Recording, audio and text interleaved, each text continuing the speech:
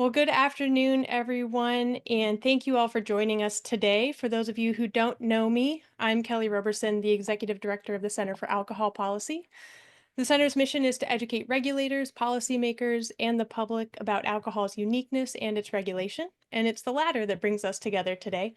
We have an exciting and insightful discussion ahead, and I'm thrilled to welcome you to this webinar on modernizing alcohol regulatory systems.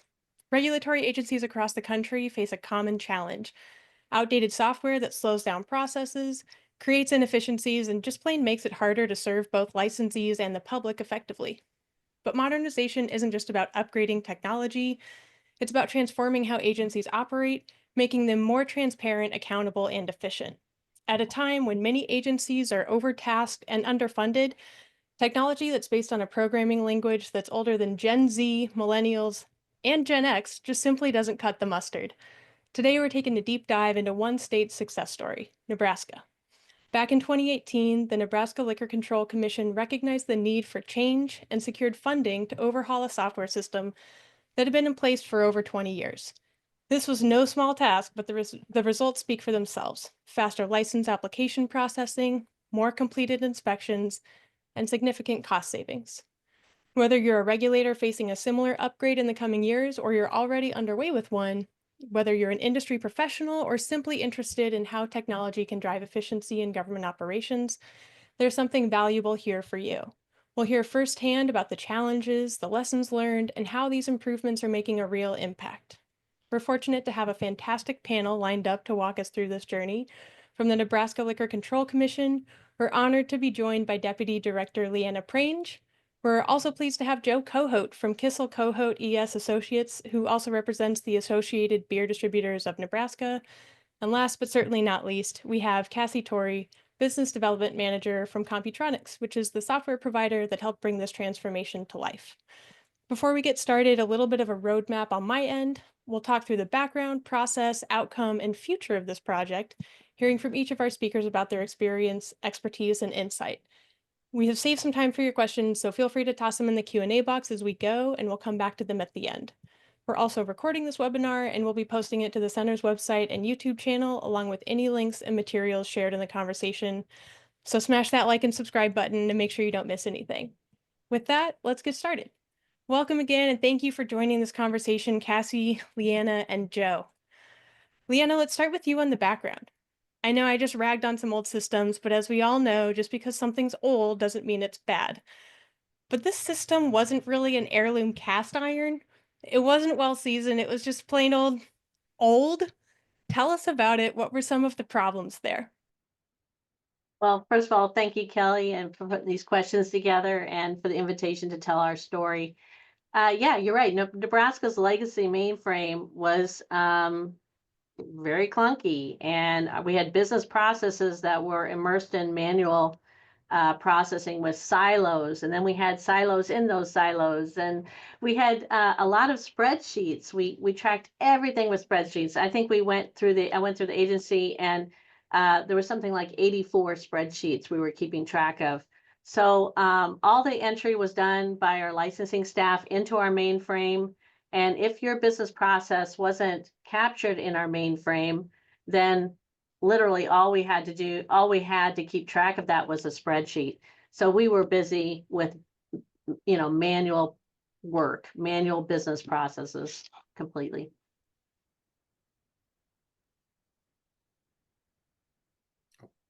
You just went silent, Kelly.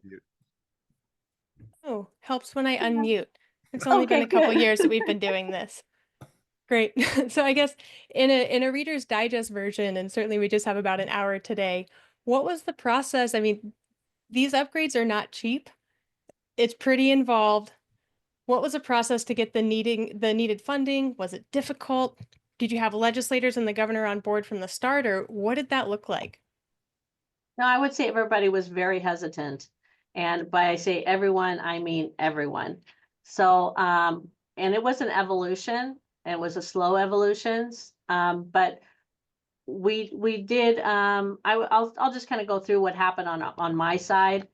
I was told by everyone, it's not going to happen. It can't happen. And then I was even told by my mentor, don't do it because it's so risky. And I have to really give a little shout out to our executive director, Hobart Roop, Hobie. Every time I walked into his office, I said, I think we got to do it. I think we got to submit an IT project. And every time he'd say, go for it, do it, go for it. And that was very encouraging. And I think gave me the courage to submit it.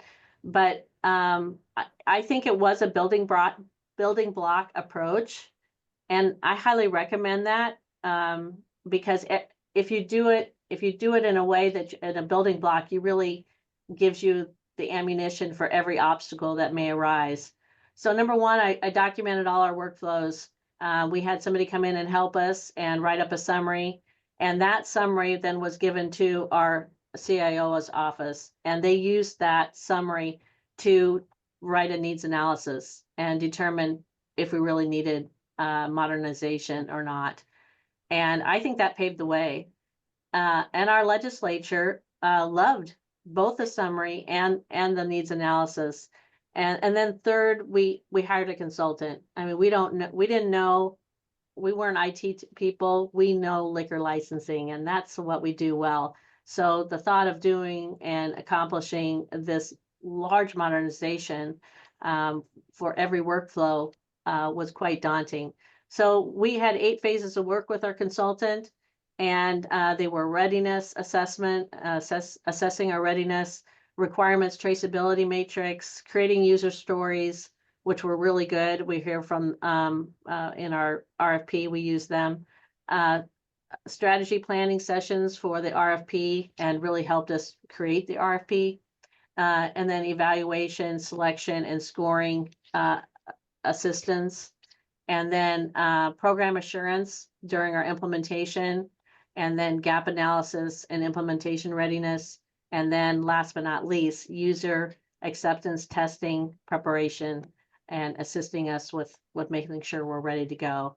And I want to give a little shout out to Pete Ricketts. He was the governor at the time, and he essentially pre-funded our project. He pulled out our project out of our budget and pre-funded it in a mid-biennium deficit bill.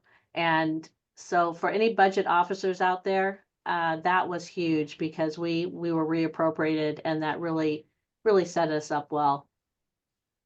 I mean, what a variety of takes too. Someone saying, "Don't waste your time, don't run your head against that wall," and then having Hobie say, "Go for it," and then having your legislators and your governor on board too. That's the gamut. But excited to hear that you were able to get that funding.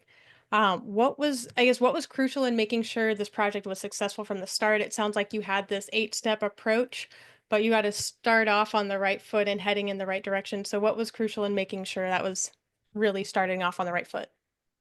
Well, this is where I really want to highlight our consultant. That was Gartner Consulting, and they were our angels in heaven. I can't say enough good things about them. And the 2 people that really walked us through this was Christina Rinaldi and Francis Bressler. And they understood us so well, and they were really our insurance policy.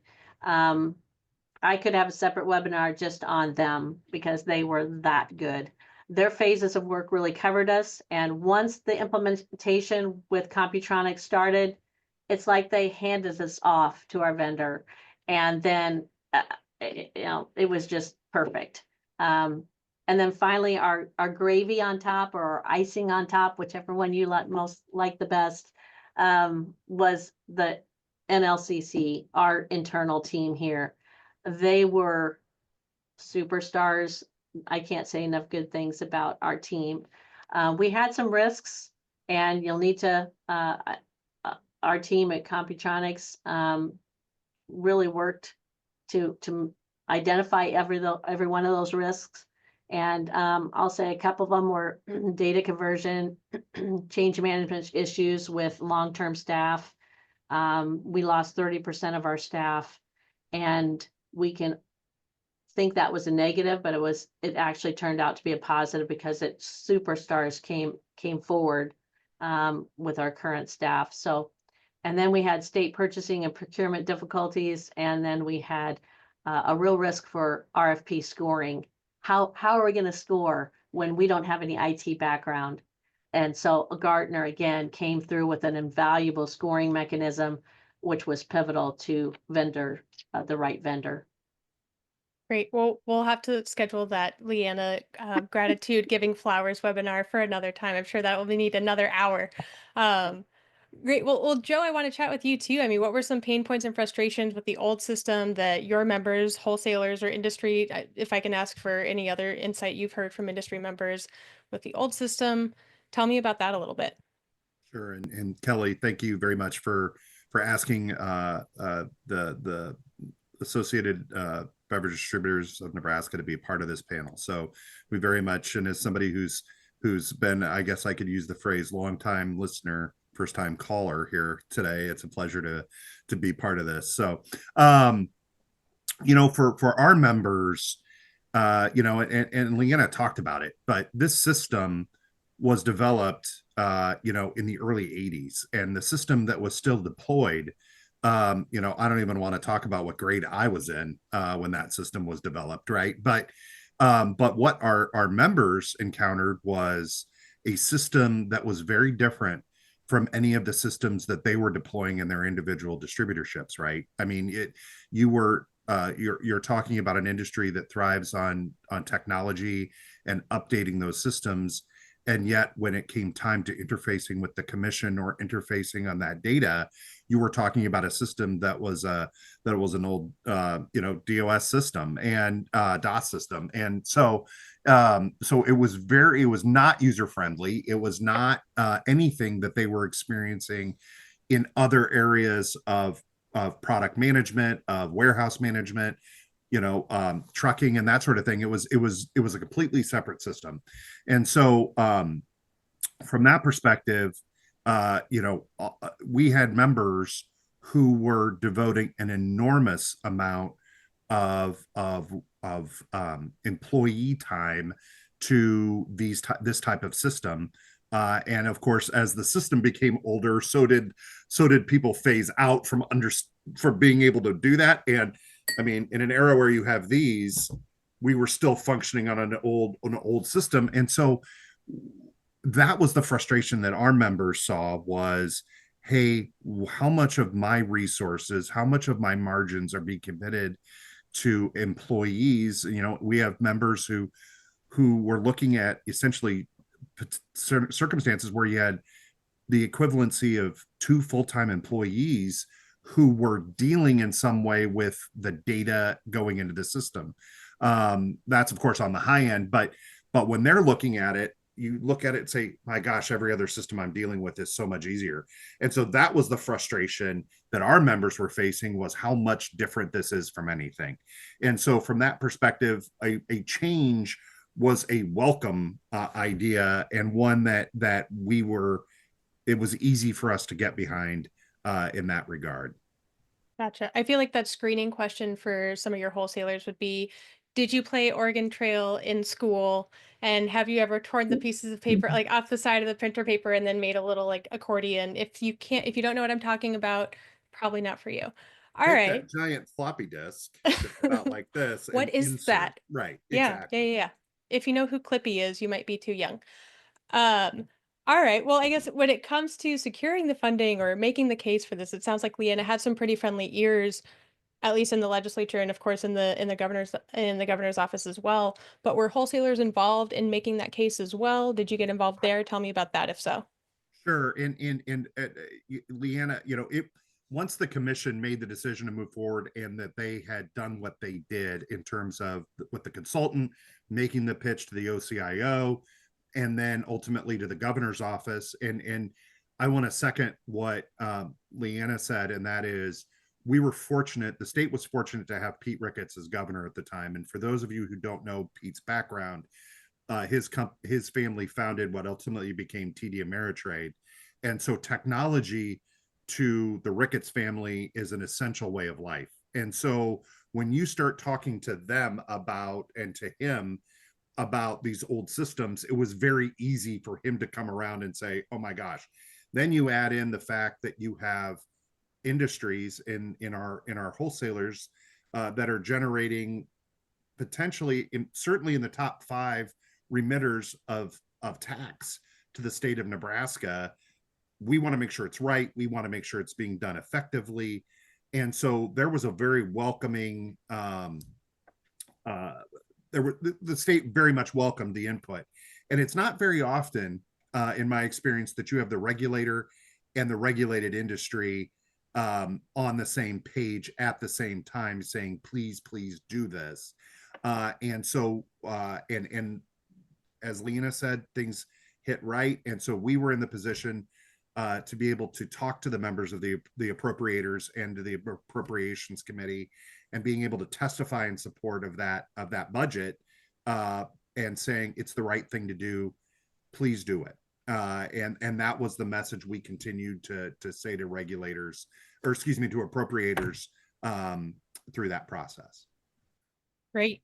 Great. So moving forward in our roadmap, we have the funding, we have some steps. Let's talk about process. Yeah. Cassie, welcome to the conversation. Hello. From a Computronix perspective, I guess what made this process and implementation so successful? Bring us up to speed on that. Yeah, sure. So Computronix is the vendor that brought this system to life. And, you know, there were two primary things that I would say really set Nebraska apart and set them up for success in the implementation. The first, just being in the system. You know, we have a proven methodology for implementation. We know it works, but the client has to be in the system and follow the process along with us. And in Nebraska, the leadership emphasized, so Leanna and Hobie, they emphasized the importance for staff to be in the system, engaged. They created the expectation for that, and they also allowed for time for them to be in the system. And it just made all the difference. So part of our implementation process is hands-on. We go to the client, we are there sitting with them, computers out, and they're in the system walking through every workflow. And so we needed to make sure, as we set the agenda and we worked on that together with Nebraska, we had the right people in the room who work those workflows every single day to give us the feedback, so we knew what was going to work out of box and what needed to be configured and changed for their unique process. Being there in person created trust and a rapport that really comes into play later in the process. So change management, I think that's the second piece that was really instrumental for them. They were so open to changing processes to fit in the out-of-box solution. You know, Computronix has more than 10 ABC clients, ranging from small to large jurisdictions to control and license states. So over 15 years, we've had some of these clients, and we've established best practice workflows. There are some commonalities, believe it or not. A lot of agencies think, you know, everything is unique about them, but there are some commonalities across states as in terms of workflow and process. We've identified those and created those as out-of-box solutions so that you don't have to spend a lot of money to configure it. It's right there for you. Now, in Nebraska's case, they were very open to, because we had the trust and rapport, they were they leaned on us. They looked at us as experts, understanding the technology in the ABC space, and were open to changing processes, sometimes even going to the point of changing rules and regulations to make it work, which says a lot about just their openness to, and I think to the trust and rapport that we built. So those two things, change management, openness to working, you know, inside the workflow that we've already identified, and then just making sure they were in the system. Gotcha. And Leanna, on the flip side of that, from the other side of the table with your laptops open, what was that like working with Computronix? I mean, you mentioned that there was some turnover on staff. Talk about that. Not necessarily a turnover, but talk about what it was like working with Computronix on this. Yeah. Yeah, we really enjoyed, you know, we were hesitant because we didn't know what this process was going to look like. But once we started working with them, my team, like Cassie said, is very open, and they're very open and honest people as well. So, you know, they wanted to, they weren't going to just take something at face value. They're going to tell their opinions about it. And yeah, we quickly built trust, like Cassie said. And I think it was cohesiveness of the team, not only the Computronix team, and not only my team, but then bringing it together. I have the utmost respect for the team that implemented at Nebraska, and I'm going to shout them out: Laura Fairchild, Ray Martin, Kutsi Mambuko. Those three people are amazing people, and they knew, uh, like you said, we just had that trust, and we knew we had to get this implementation done. But we all, I think, had that bigger vision, that longer vision that said this is going to be a long-term relationship. So we're going to need this long term. And we designed our contract with extensions. So if we maximize every extension, it'll be 20 years that we'll work with Computronix. So it wasn't just short term, it's long term. And I'm thinking, in the back of my head, I'm thinking, but what are we going to look like at the end of 20 years? I'm not going to be here, but we're still going to need this.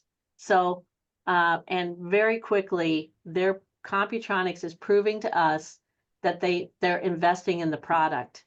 So it's a win, win, win, win in Nebraska here. We'll be using Computronix for a long time. That's great. Would you say all you do is win, Leanna? Yes, we're just a winning. Your hands went up. Are they going to stay there? Well, I was going to ask you, what's the relationship like between you and Computronix? And my question was this kind of a so long and thanks for all the fish situation? But sounds like with all these extensions, this really is a long term. We're partners in this. We're working together on this. So that answers my question there.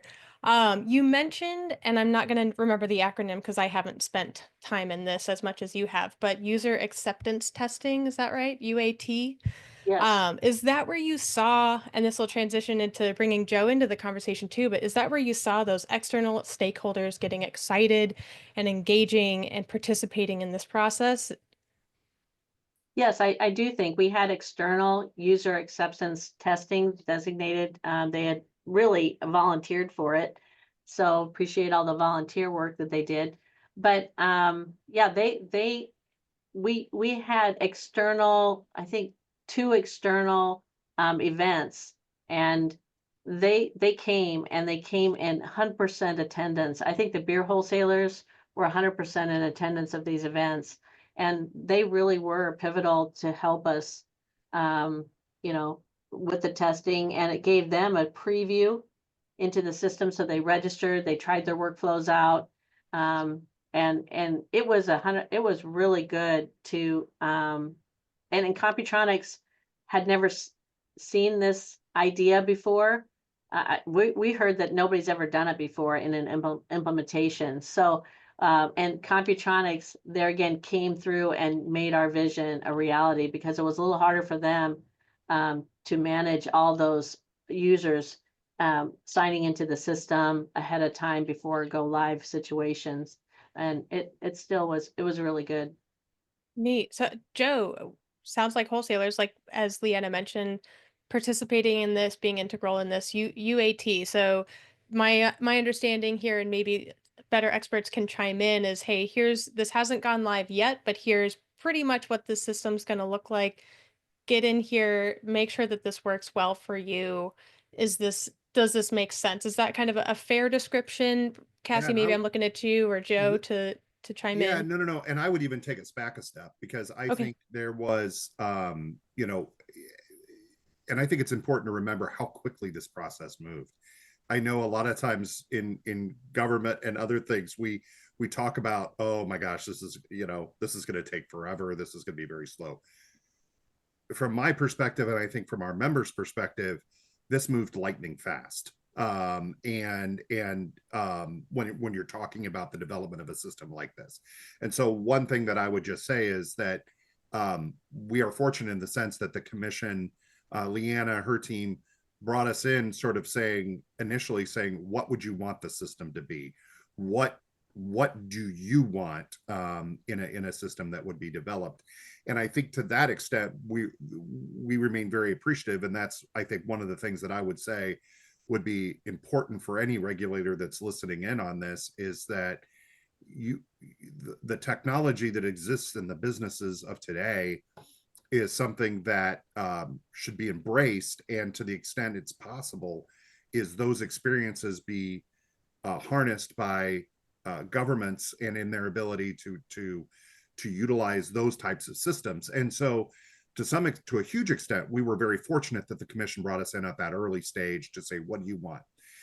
And so as we went through and then ultimately got to the registration process, all of our wholesalers were at each wholesalership in the state had an attendee at the registration to learn the system and to understand the system. And as my recollection was it was about a 2-day process to do that. So these, when you talk about pulling somebody from their job for 2 days at a distributorship to say, okay, now you need to, we're going to rely on you to do this. I mean, that's buy-in right there, right? And so we were fortunate in that sense that we were asked to do that. We still do have those individuals who are identified as sort of the I'm going to call them guinea pigs. That's probably not fair, but there's still those folks who are available to the commission for purposes of any updates or any changes that might need to be seen.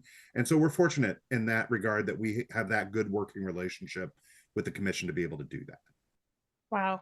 Yeah, I guess when you were talking about the difficulties and the frustrations with this old system, what were I mean, were these resolved? Some of these issues? I guess I'm also maybe jumping ahead here. So yeah, why not? I guess here we go. Well, not to steal thunder, and obviously this process went well, which is why we're here today. So I mean, this project was so successful, and everyone on the other side of the Zoom says, "How successful was it?" But I guess Leanna, we'll go to Leanna first, and then Then Joe, I do want to hear from you too. Leanna, what were some of the biggest successes you saw with the go live? Well, yeah, if you can bring up, I have some stats, so I think we're go to slide 1. These are the most exciting things for me to look at. So, and I'm not going to talk about each one of them. I'm just going to sing out on maybe one up per page. On slide 1, right there, the outside reviews. I mean, our agency deals with 5 external agencies when processing every liquor license application. And, of course, we had the spreadsheets. Now all of these are within our posse system. So it's just, it streamlines everything. It's just amazing. Yeah, those, and feel free to read the other ones, but on slide 2, I want to talk about that one a little bit. That first one, our shipper reports were emailed or mailed in every month, and we have 800 shipping licenses that report to us each month. So these were manually, brought in, opened, then they're scanned, or if they're emailed, they're saved into a tracking system, a folder, then they have to be tracked. And if we want to ever verify anything, that's a whole nother deal. But now what happens? Nothing. We do nothing. The shippers, they submit online, they report every month, and the term that Ray Martin used for us was automagically. They automagically approve, and it goes into our system. Nobody touches them. Nobody even sees them. And all we do is run a report and determine how many shipments are being shipped into the state and to which wholesalers. So it's saving a ton of time and effort. And that brings me into those same people then brand registration became a law in Nebraska, July 1 of 2024. So those same people have processed 43,126 alcoholic beverage brands since July 1. So you talk about efficiency. This is like win-win-win. The winning just keeps happening. So we're really excited about all this. Slide 3 then, I think our premise inspections and therefore our citations and therefore our hearings have increased 136%, which means our fine revenue is also going to be increased. And another new return of investment is our ability to now have real tracking for compliance of nonprofit organizations. Nonprofit organizations were an area of manual tracking in our old system. They're a type of legal legal entity that gets their own nonprofit license because they can only have apply for so many one-day event licenses. So we can track that all within our software. I'm telling you, it was transformational what the efficiencies that we've seen so far. I want to go back a slide here, and I was a Spanish linguistics major in college and international business studies. So there was no real math involved there, but to do math on this here with the shipper reports and direct to consumer annual reporting, so you're saving, so 25 plus 63, that's 88 hours, I believe. That's a little over 2 weeks time every month saved, that now your staff can get out into the field and conduct those on-premise inspections and do those investigations. I mean, it's not as though you're not doing anything, like you said, but these reports are running, so you don't have to spend the labor to do that. You can now analyze what these actually mean and act on them. That's incredible. I hadn't done the math on that before this call, so sorry to do that in real time and take over maybe point of privilege here. But I'll stop sharing the screen, and for everybody who is tuned into the webinar, we'll be sure to share those slides with everything else as well. Wow, Leah, that was great. Joe. And I have many more efficiencies. So if anybody wants more, I have a whole listing of them. Those were just a smattering of some of the top ones. So Thank you. Joe, I cut you off earlier. Let's go back to you now. But like with this updated system, did you see success from it? Was this something that, I know you were bought in, but this was the outcome which y'all were hoping for? You know, when we go back and you look at kind of how I started this, right? Like when our members were looking at this, and you have individuals who are literally taking Excel spreadsheets and retyping and taking the Excel spreadsheet, and they are literally retyping them into a computer system, and that is consuming, you know, as much FTE time as it was. You just need to look at Leanna's presentation and understand we're seeing similar benefits on our side as well because of the ease. Now you can upload that Excel spreadsheet versus having to have your Excel spreadsheet and retype it. And those types of things are incredibly helpful to the members of our association. You know, I would argue that you go from a very labor intensive system under the old one to a very updated, friendly system in the new one. You see those types of benefits like what you just saw Leanna talk about from their perspective. You're seeing that also on our side. And so in that regard, you know, it achieved, you know, a lot of return for our members as well. Great. Well, let's look forward, I guess. Now that this has gone live, you've started to see these returns on investment. Let's look into the future, I guess. Leanna, what are you able to do now or have the bandwidth to do now that you're not processing these reams of paperwork? I mean, we touched on it a little bit, but anything else you want to add in there? I have a few areas. One big area is our enforcement. Our investigators are Nebraska State Patrol officers, so they're pulled in to criminal work, and so it's always a challenge for them to maintain their roles of what they're doing with inspections and compliance checks. But they've enjoyed it so much that we have a Posse mobile app that they utilize, and premise inspections from 2023 were around 500. And now just in the 8 months in 2024 that we were live with Posse, they have over 800. So 42 a month to over 100, and we're just getting started. That's one area. Onboarding staff and cross-training staff is so much easier in Posse. You know, imagine, you know, sheets of, you know, this is what we do first. And then, you know, now it's just, you can see the flow, you know, it's so much easier. Our staff, I think, enjoys having more access because they're broadening their own knowledge so they can do more things and we're not so siloed. And they're able to do more in-depth reviews. So they're actually looking at the applications. They're actually catching people that have ownership on multiple tiers. They're we're catching things in the regulatory reporting that we just weren't able to have the time to look at in a meaningful way. So yeah, it's definitely elevating the work. That it sounds like it also is empowering or getting your staff excited because they have the buy-in. They can see this is why this makes an impact in our agency. This is why I do my job, and understand that in a broader context rather than here's what the answers to this report have been. So Yeah, has that been, I would imagine that's been a change there, or maybe what other changes have occurred at the agency or on the staff as well that have been exciting to see.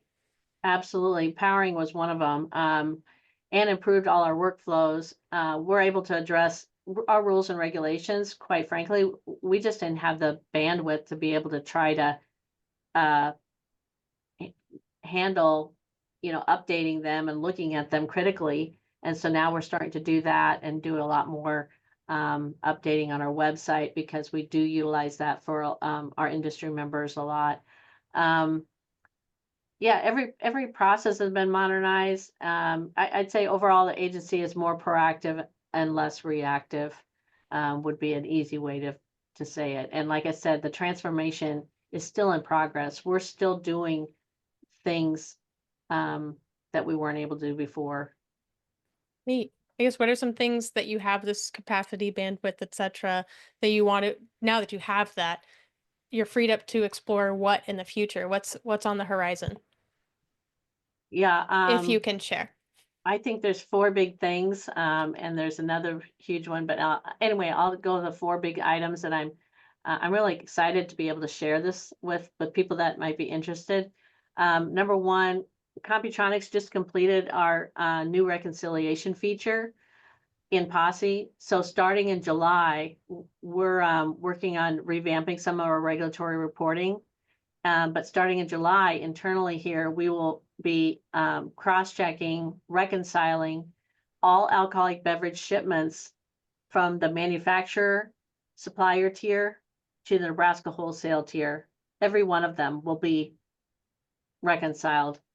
I mean, that's groundbreaking. That has never happened. In our old system, we were lucky if we could do it sporadically, and now we'll be doing it 100% of the time. So because we have those savings of these, low level work of, compiling shipping reports, we don't have to do that anymore. We can now exchange those tasks for higher level work. Also, we hope to do that same thing in direct to consumer shipments. And that's been a huge area that we just didn't have the capacity for, and we didn't have any tools to do it. So we're hoping to branch out into that. We have audit workflows for the first time ever.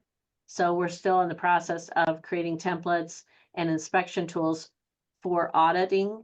And then we can use those and communicate more effectively with licensees, even during an audit. Hey, we did this review. Hey, we need these few records. So we're working on that. Also, we're creating our own alcohol server training program. So the education workflows in Posse are very robust. We're so excited about it. And we plan to use that functionality even more broadly when we have interface with our own server seller, alcohol server seller program. And because we do have a lot, I'm just going to say this briefly, because we do have a lot more efficiency, Nebraska Liquor Control Commission may be tasked with medical marijuana. So we might be, just utilizing our own staff for some of that as well. We'll see how it Wow. goes. All right. Well, Cassie, I also want to bring you back into the conversation. I guess looking to the future, if there's anything that you also want to respond to, feel welcome to do that. But I might start with the question first. But as other states are considering updating their systems or putting together their RFPs, what are maybe some words of advice, encouragement, or even caution when going about that process? Yeah. So I think there are a couple of things that I would encourage states or jurisdictions to think about when they're going out to RFP for a new system. The first is, really documenting your workflow processes. There is no detail too small. It's really important to try to capture every step you take across all of the different operations that you do. Having those clear requirements will be tremendously helpful because, quite frankly, once an RFP is out, the cone of silence happens and a vendor can't communicate and get clarification. What did you mean by this particular requirement? So really clear requirements with user stories. The user stories put the requirements in context inside of your business operations. So when we have those questions from a vendor responding to the RFP, those user stories become really powerful. And if you have change in leadership, which isn't uncommon that would happen from the time you're developing your RFP to the time you have selected a vendor and now you're in implementation. I mean, that can be a 3-year process there or longer in some cases. Leadership can change, staff changes. So, it's not uncommon for us to sit down in implementation and say, well, what is this requirement? And nobody has a clue why it was even put in the RFP. So it's really important to document this stuff clearly and have those user stories to provide the context. The second thing I would say is be prepared to invest in the solution regularly. And the reason I say that is because technology advances. If you have a good vendor, they're going to continue to invest in R&D in that product. Just as Leanna just described, new training requirements, brand registration. Often what we are seeing with regulatory agencies, that it's expanding, not shrinking what their responsibilities are. Your system needs to be future-proof to be able to grow with you as your responsibilities change. So that's really important to think about how you will be investing, yes, this one-time investment, but the maintenance of the system and how you will grow over time with the system. And then I would say, and Nebraska did such a great job with this, but preparing staff and stakeholders for the change to come. That early and often communication throughout the process, before the process. I mean, Joe talked about that. They did an excellent job of bringing stakeholders and licensees in early so you can get that buy-in early. And, who knows, maybe they'll help you advocate for the funding that you need to get the new system. And when you think about vetting your vendor, I would just encourage jurisdictions to think about going beyond the technical capabilities. A lot of most vendors are going to tell you they can do those technical capabilities, but how they treat the client through the implementation process is also really important. And you'd want to make sure a vendor isn't selling you their A team and then giving you their B team in the implementation. And you can vet this in a couple of ways. You can ask for references. You can look for active lawsuits that they may have for failed implementations. You can look at how many failed implementations a company has had on record. Computronix is very proud that over our 40+ year history, we have had no failed implementations on any of our projects across any products. And we believe it's because we're an in-house shop. We do everything. We're the CX employees who sell you the product. We're the CX employees who implement it. We are the CX employees that provide you customer service after the fact, and also then same CX employees that are going to be helping you enhance your product over time. So that is pretty critical when you think about implementation. And technology software solution implementation is ripe for failure. So over 40 years, more than 40 years, no failed implementations. To us, that really expresses our commitment to the partnerships we spoke to. And then you can look at longevity of our clients, which we've had some ABC clients for more than 15 years.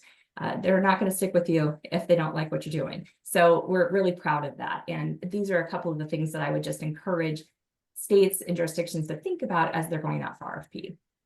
Yeah, I like your point about this isn't really a set it and forget it. I mean, unfortunately, I did weed the garden last year, but I got to do it again at some point, unfortunately. Yes. Yeah. Yeah. Well, I also costly endeavor, if you wait too long, then you have a huge amount Mhm. of the lift, and that is hard to come up with the funds, and it's a big change management. So it's important to think about it over time. Yep. When making a pitch to buy a more expensive bike, I like to say buy once, cry once. I have shed some tears, but it's worth it. It is worth it. I want to plug here. I know the National Liquor Law Enforcement Association and Carrie Christophus has been working with the National Alcohol Beverage Control Association, NABCA, on identifying some functional specifications to help guide regulatory and enforcement agencies as they look to modernize their systems when they go out for that RFP. I know they're currently focusing on their efforts on licensing and enforcement, but I am not the person to speak to about it, but that did ring a bell. I do want to give the plug for the hard work that Carrie's been doing there. So if you have any questions, I would definitely, sorry, Carrie, I'm volunteering you to have people get in touch with you, but I think certainly a worthy and excellent resource there. I want to be mindful of our time, and we'll shift to Q&A and kind of point of privilege here. I will ask a question of Leanna. I know you spoke earlier about some amazing stats. Really, it's kind of flashy stats, right? Streamlined processes, increased inspections. What are some of the less flashy wins, if you haven't already mentioned that you've seen with this implementation? Something like unexpected but surprisingly helpful. Oh, great question. Yeah, we really felt like there was a couple things that really set us apart. Just as we heard people's feedback, Computronix's feedback, a robust user acceptance testing internally is very, very important. We actually added on with our consultant to prepare us for that, and we're really glad we did. And then we just kind of learned some things on our own. Because if you have also then in conjunction with that, your workflow documented, your new workflow documented, and then you're training your staff simultaneously with that. And then when they go into user acceptance testing, they kind of go off script a little bit. And we really caught a lot of little bugs or something that maybe we weren't thinking about because you're already planning your new workflow. And so that was really pivotal. We hit when we go live, we had no bugs. It just went perfectly. So we really think that was one of the keys.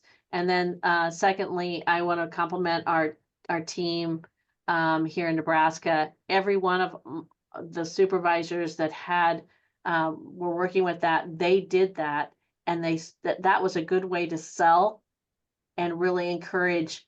I think they mandated 1 hour a day that they were required to be in the system. And so the adoption by our staff, even the slow ones that didn't really want to do it or didn't really want to take time, it's okay. They came along slowly, but 1 hour a day they got in it, and everyone was adept by the time we went go live. And I can't say enough good things about that. That's amazing. I think with the UAT that you mentioned, I bet there were some really shocking ways that people found to kind of break your processes. I know I've seen that. You think you get something set up and then somebody comes and you're like, how did you, okay, I'm glad you broke it so we can fix it. Yeah. I want to take a question from the Q&A here. From Lauren Faust, could you please elaborate on how modernization helped make inspections and investigations more efficient? Oh my goodness. Gosh, there are so many things. Shannon, she created several different types of inspections. And so now we can even do the different stats on the types of inspections. And the cool thing about Posse is we have all that at our disposal. We have all that control to create as many inspections as we need in our Posse system. And we can we have an ad hoc reporting, so we can create the statistics as well. And that's another thing we're kind of pushing towards too.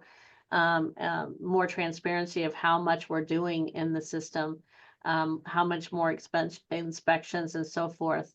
What was her specific question about how specifically they're being used?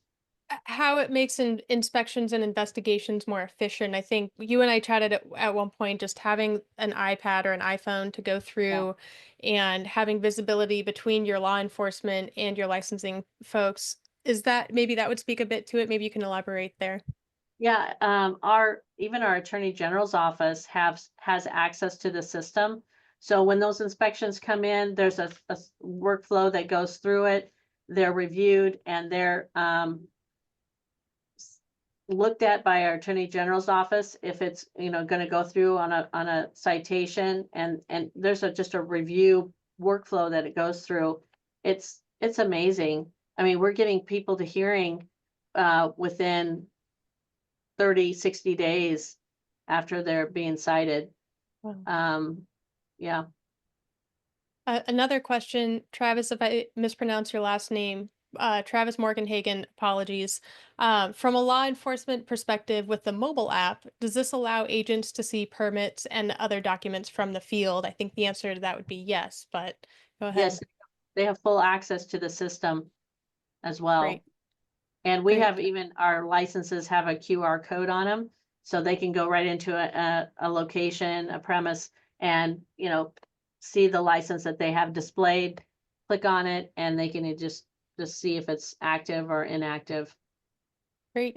Also see the conditions that are on that license, if they're Yes. supposed to have, trained staff. It really gives a nice line of sight in the field for inspectors in real time. Mm-hmm. Great. From the Commonwealth of Pennsylvania, Tisha Albert. How many entities are licensed in Nebraska, and did the implementation and automation of the system affect personnel count, such as personnel cost savings, perhaps through that attrition? We have not reduced staff at all. I think it's still progressing, but we're building, just like Cassie kind of mentioned, we're doing so much more that we weren't able to before, that and we're expanding on so many areas like our education server seller program, brand registration. I mean, it just, there's so many new things that we're doing here. I think you said it really nicely earlier, Leanna, that, instead of the busy work of pushing paper around, you're able to get to the meat of the work, of the regulatory work you're supposed to be doing, right? In the ideal world. So it's created some unique opportunities to dig in a little bit deeper. Mhm. And I think we have around, I want to pull out around 6,000 licenses. All right. To that point of licenses, from Henderson, Nevada, Pam Erickson, some agencies have a huge number of license types. Did your agency have this problem, and if so, how did you deal with it? Yes, we did have quite a few. In fact, our mainframe was, because we went through the letters of the alphabet, we were having difficulties because our letters were all used. So, but now we can have as many unlimited license types as we want to. We did do some little cleaning in that area legislatively. And we also, we have some permits, and our second, we used to have standalone licenses that are now called secondary licenses. So we've done a little bit of playing with them, but you won't have any issue if you decide to go posse, because it's unlimited and you can just create them just like that. So Yes. I think this might be a good time. I know, Cassie, you had sent over is it the customer portal for NLCC? Maybe I'll drop that into the chat for everybody to be able to access and poke around there to whatever extent. And I also want to make sure that I share this case study that gives some more info and background about timelines, etc. I know we had a question about how you mentioned, Joe, you said this was implemented like lightning fast. How lightning fast is lightning fast? And I guess how long was that project from, okay, we've got the funds and now let's do it, the implementation project? Perhaps the case study speaks to it. I think it does, and I might just direct folks there. Yeah. All right. And I'm going to have to operate a little bit off of memory, but my recollection was that it was 2019 when the legislature approved the budget, that they essentially reappropriated dollars that existed in the budget in 2019. And Leanna, if my memory serves me correctly, you guys were off to RFP maybe as soon as that summer, to start looking at systems, a consultant, and then ultimately to systems. And what was implementation date? I can't remember the exact. I think we started in January, we kicked off, and it was a 16-month implementation. Right. So that was January of 2022. I will give a heads up now that I think we'll go over a little bit because we have three really good questions that I want to make sure we answer. From Peter Heisiga, could you speak to any interagency challenges or wins? Interagency, I'm kind of curious. I'm gonna kind of go back to our we had some difficulties with our own state government. I think they want to help, and they indicated to us that they wanted to help. So our own OCIO, our own procurement, everybody said the right things, and I do believe they had a good mind about that. But it was difficult to get actual support from them. So if you think you're going to get a ton of support, don't just listen to the words.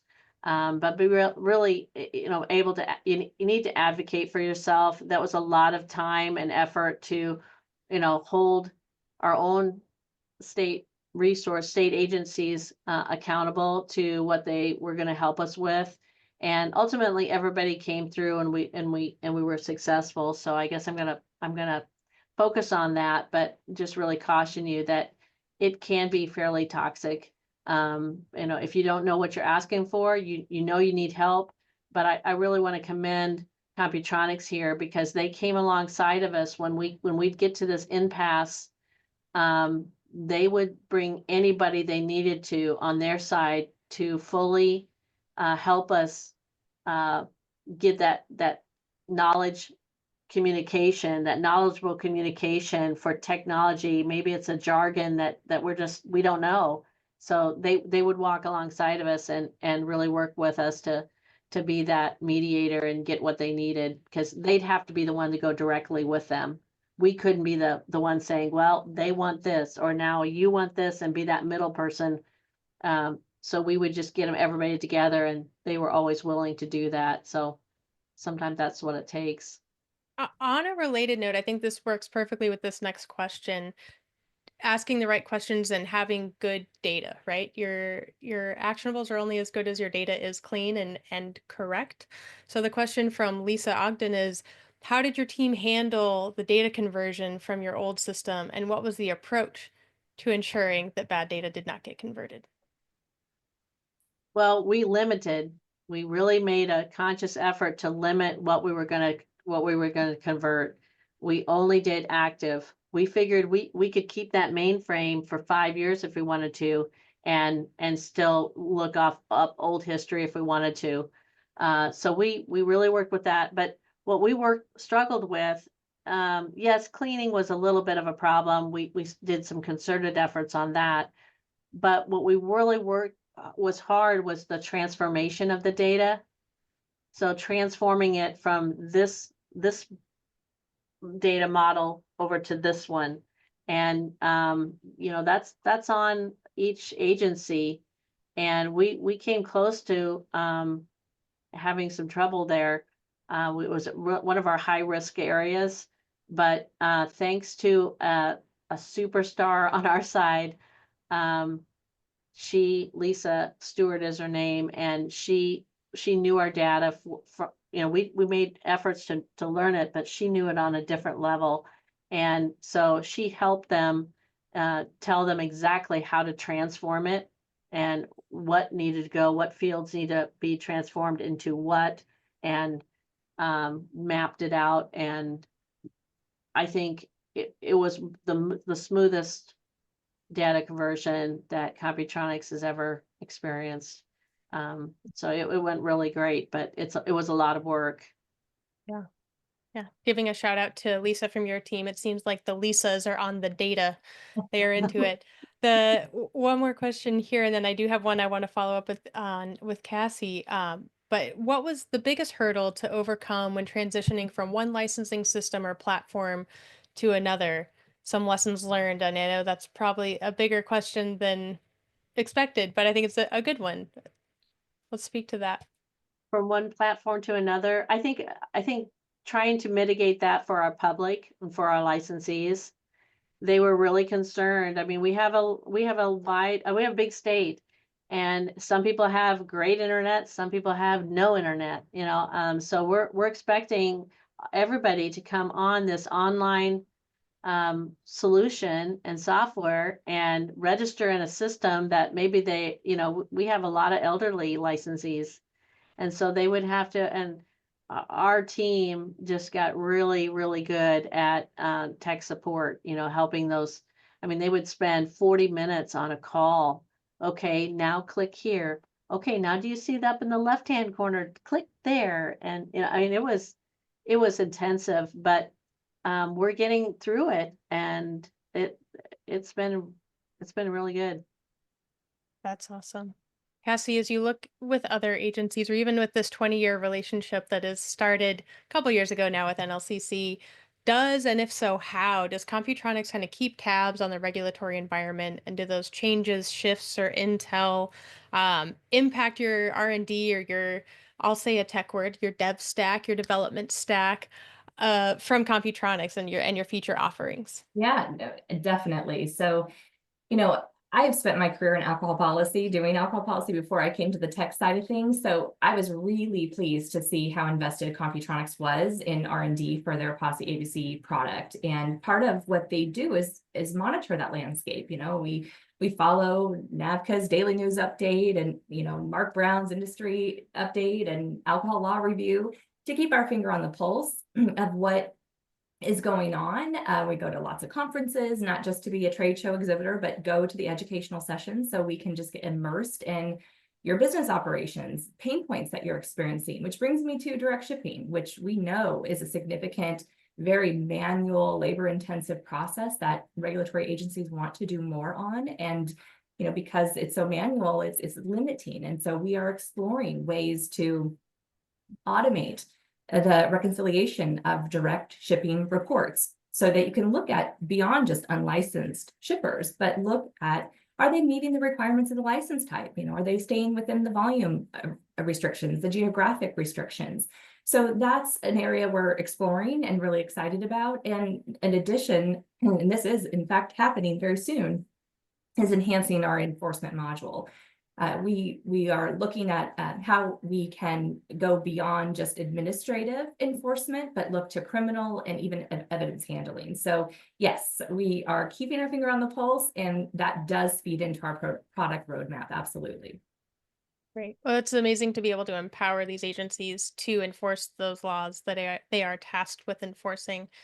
Because I think we talk about this in a report, and Cassie, I know you and I have chatted about this before too, kind of this idea of deregulation by defunding. What good is a law if you're not enforcing it, right? It's kind of just here's a good suggestion. So to be able to get out there and enforce those laws and have the track record of doing that too is huge, and have that data and good actionable data to act on, right? Last question, and then I'm going to go to some key takeaways from each of you. Have you found, Leanna, reduced processing times for applications and permits, not just reducing the steps, but the processing times, I would imagine, have decreased as well? Yes, we went down from 3.5 hours to process a perfect application to, no, maybe it was, yeah, I think it was 3.5 hours to, no, maybe it was more than that. I have to look it up here. Give me a second here. Minutes. 210 minutes to 51 minutes. Right. So what's 210 divided by 60? Almost 3 Yeah. hours. Yeah, 3.5 hours to 51 minutes. That's seems like a decrease to me. It's awesome. I mean, it's almost unbelievable. I thought I had it wrong because it was so unbelievable. Great. Well, I know we have gone over, but I think it's important, and I find this important for not only our conference, but here on these webinars as well, in case someone on a Friday afternoon has perhaps tuned out for a little bit. Let's go to some takeaways. And I guess this is kind of your space for, should folks remember nothing else from what you've said, you want them to remember X. So, Joe, let's start with you. Thanks, Kelly, and thanks for the opportunity again on behalf of our members to be on this panel. And many thanks to both the co-panelists. I think the one takeaway that I would say, and certainly from a technology perspective, I'll let Leanna and Cassie talk about that. But from a process standpoint, I think there are two things that I would say. One, demonstrate. I think it's important to work with your business partners and those who are regulated to develop a plan together for how you're going to work on this process. And so to the extent that you can bring the regulated industries in quickly and talk through key concepts of it, and then let them be your friend in this process to advocate and to work to advocate with you for it. And this is plenty of opportunity where the commission saw an enormous benefit for a new computer system, but we were also the beneficiaries of that new computer system too. And so the extent to which we can work together is really important. Great. Cassie, let's toss it on over to you. I would just end by saying, effective alcohol regulation relies on efficiency, transparency, and collaboration between these agencies and all their stakeholders, but particularly their licensees, as Joe was just saying. And so by leveraging a modern technology with a proven vendor, that's a really important, go back to how you vet your vendors, regulatory processes can become more streamlined, compliance can be more accessible, and industry oversight can be more effective. And I'll just end by saying, if you're thinking as an agency of going into an RFP and you're not in the code of silence yet, consider us a partner. We have lots of expertise in this area. We have just a lot of resources we would be happy to lend you. And I'll be at a number of conferences coming up, so there's ample time to engage. I'll be at NABCA's Legal Symposium in a couple weeks, and at NCSLA in June, and CAP in August, and finally ending the year at NLEA's annual conference in Texas. So yeah, just let's start a conversation if you want to. We'd be happy to be a resource and a partner. Awesome. Thank you. Home on the Leanna Prange. I've been waiting all webinar to say it. Play us out. What's your takeaway for folks? I found, in thinking about this webinar, I remarkably ran into a note I had on my phone, and it was from 2021, so way before we even started, how to succeed. And there was 4 things. Find a vendor who has a vision for a long-term relationship. So they got to be solid. Number 2, be fully empowered and invested in long-term goals. If you're not empowered to make decisions very quickly, you're going to fall behind. Number 3, find a team of people that are willing to put in tremendous effort and work. And I'm thankful for mine. And 4, find a consultant. If you don't know what's going on or you don't have the knowledge, that's okay. You can find somebody, and I'll hook you up with Gartner because they were awesome. Great. Well, thank you. Thank you to all of our speakers today for sharing their insights and experiences, and to everyone who joined us, all of y'all who hung on until the end. I appreciate it. It's clear that modernization isn't just about new software. It's about creating more efficient, transparent, and effective regulatory systems that benefit agencies, licensees, and the public too. Nebraska's success absolutely demonstrates what's possible when innovation meets thoughtful implementation. So hats off to Leanna and her team and everyone else she's given shout outs to for their willingness to being open to change and not just falling back on, well, we've always done it this way, but really rolling up your sleeves to overhaul this system. For those who are in attendance, if your state or agency is considering a similar transition or is already in the process, again, we hope today's discussion provided some valuable takeaways. I know each of our speakers, as they've said, is happy to serve as a resource. Joe, I'm volunteering you should you have questions, and the same goes for me too. But as I mentioned, this webinar will be available on our website in the coming week. So thanks for your attention and interest. And with that, we'll wrap up and send everyone off for a wonderful weekend. Thanks again.